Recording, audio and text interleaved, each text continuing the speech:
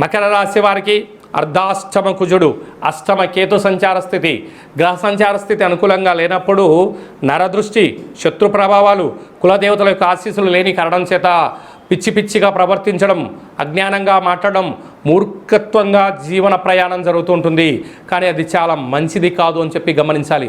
ఒక వ్యక్తి ఎప్పుడు జ్ఞానిగా సత్ప్రవర్తనగా ఉండాలంటే నరదృష్టిని, శత్రు ప్రభావాలు లేనప్పుడే ఆ వ్యక్తి ఆరోగ్యంగా ఆనందంగా ఉంటాడు. కనుక 14వ తారీఖున ఆదివారం రోహిణి నక్షత్రంతో కూడుకున్న అమావాస్య, 15వ తారీఖున సోమవారము మృగశిర నక్షత్రంతో కూడిన అమావాస్య సందర్భంగా మనకు ఒక కొబ్బరికాయకు నల్లటిని అంటే నల్లటి కుంకుమను కానీ లేకుంటే బొగ్గును పిండిగా మార్చి ఆ కొబ్బరికాయకు నల్లటి పూసి ఇంటికి సింహద్వారానికి దిశి పగలగొట్టండి. ఇంటికి ఒక సింహద్వారానికి కుష్మాండాన్ని కట్టండి. అలాగనే ఈ నల్లటి కొబ్బరికాయలో దీపాన్ని వెలిగించి అన్నంలో నల్లటి నువ్వులను వేసి అన్నాన్ని ఉడికించి వీటిని గోమాతకు ఆహారంగా పెట్టండి. సకల నరదృష్టి, శత్రుదృష్టి, ఈతి బాధలు, అజ్ఞానము, మూర్ఖత్వం తొలగిపోతుందని చెప్పి గమనించాలి.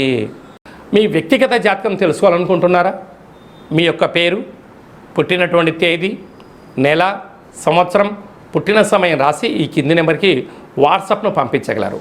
100 సంవత్సరాల జాతకం రాసి పంపించి మీరు పుట్టినప్పుడు గ్రహ గమనాలు ఎలా ఉన్నాయి, ప్రస్తుతం ఎలా ఉంటున్నాయి, రాబోయే భవిష్యత్తు ఎలా ఉండబోతున్నాయో సవివరంగా సంపూర్ణంగా తెలియజేయడం జరుగుతుంది.